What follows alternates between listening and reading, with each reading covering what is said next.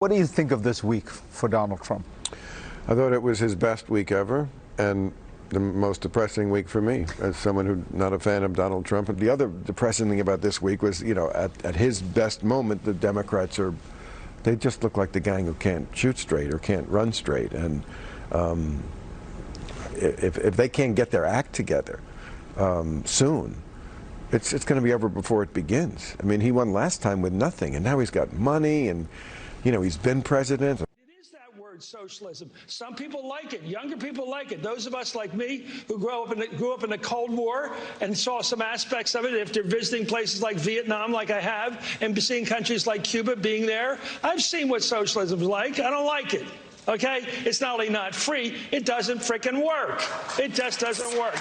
Democrats have as our core vote the African American vote. Yeah. That's the cornerstone of our party.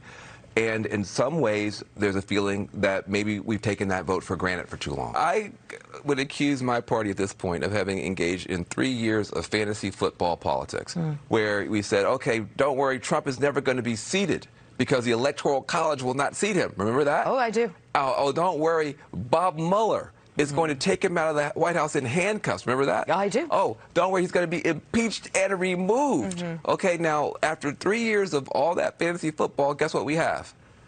Trump is still in the White House, and we still don't have a candidate. And they're looking for somebody that can come in and not just excite them, but talk about things that really matter to them in everyday life.